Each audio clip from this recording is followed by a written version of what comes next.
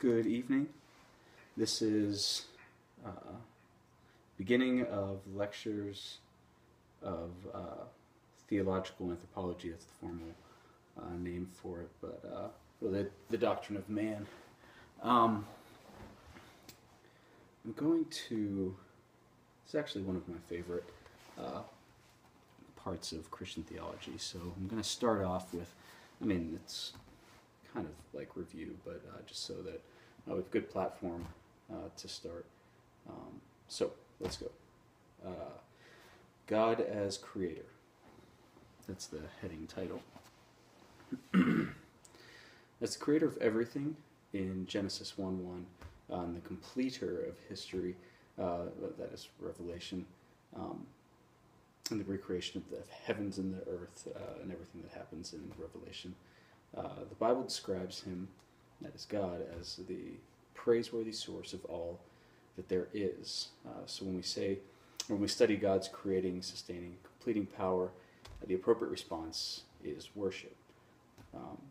Nehemiah 9:6 says this: "You made it all, preserve it all heaven worships you." It's a good proof text, and also you can read on your own. Psalms 95:6.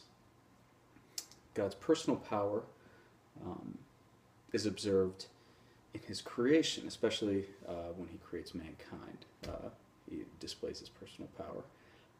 You can read Psalms 139, 13 to 15 is a good proof text. I won't read it now, mainly because I'm crunched for time, because Downton is on in only a couple of minutes here.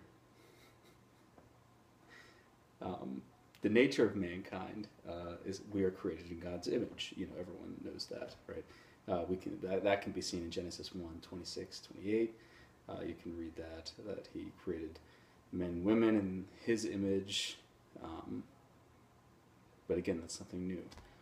Men and women are created in his image, thus they are more like to God than any other created thing.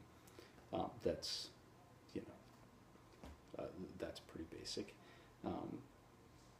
So we are created not out of need, remembering that God doesn't need anything, he needs nothing and no one. Rather, they are created by God in his image, as what is said by some theologians, as God's created analogy for his own glory. So he creates them so that he would be glorified in them as they delight in him and reflect his character. So they are functioning as his image bearers, and as they do this, God is being glorified in this, and as they function as his image bearers, they are giving glory to him, because God exists to glorify himself. So you see that. I guess it's kind of like a good picture of image bearing at its core, at the very core of it. But there is a saying that God is most glorified when we are most satisfied in him. This gets at the core of what it means to be human. That's our genesis. And I think that quote, I hear it a lot. What's that guy's name?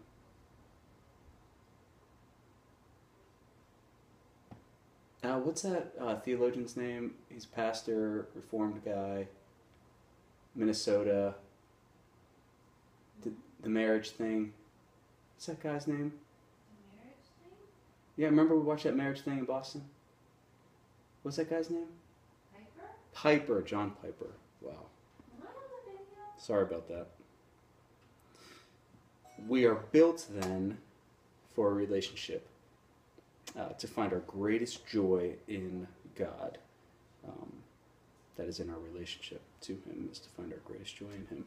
And the Bible teaches that God delights in humans when they delight and trust in him. You can read Isaiah 62:3-5. You can also read Zephaniah 3:17. And look, this is the motive for faithful living and obedience, to make God delighted, to make him proud, for him to smile on us, to please him with the things that we do, the words that come out of our mouths, and the actions, right, that we take part in, the things we create, even. We do not obey out of obligation, or because we fear hell and judgment. We do not obey because it works, right? Producing a prosperous and responsible way of living, not just because it's the best way to do things, right? But it is the best way to do things, but that's not why we obey. We do not obey because our parents obey or obeyed. We do not even obey to get to heaven. That's not why we obey. But we obey out of a heart of gratitude and delight in our Maker, which happens to be His delight. That is, when He sees us delighted in Him. On to the next section, and this will be the last section for the evening. It's called The Implications of Humans Created in God's Image for His Glory. That's the second section of notes under Theological Anthropology.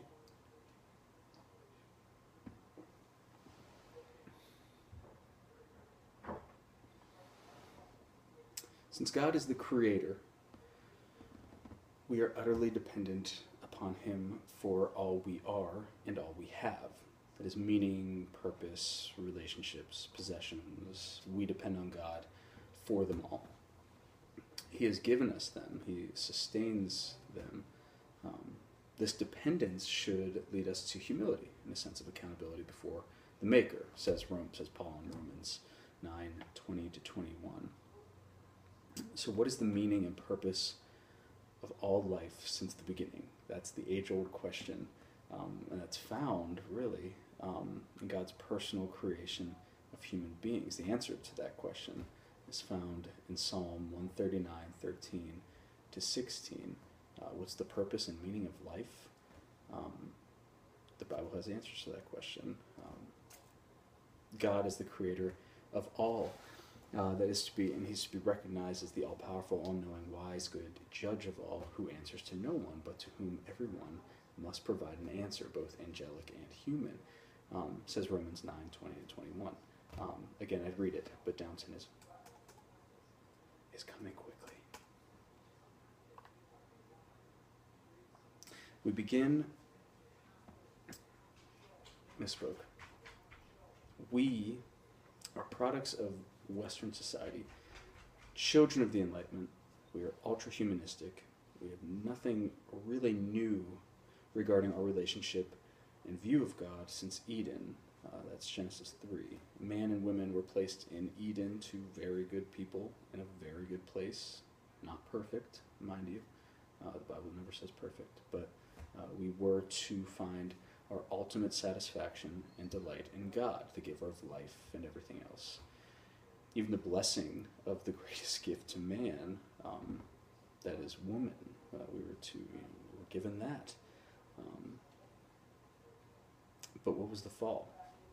Was it not that Adam and Eve thought that God was withholding from them, right? Was it not that they thought He did not have their best interests in mind upon His creating them? Their mistrust in the beneficence of God, the very God who made them delight in Him, the very God who desired to relate to them as husband relates to his wife, as friends to enjoy each other forever, led to their fall and expulsion from God's presence, His direct presence. So we, of the Enlightenment and post-Enlightenment, we've sort of put God in the dock, says C.S. Lewis, and He now sits on trial, right, in our minds. The one who gives us our sense of justice, of right and wrong. My computer just died. Unreal.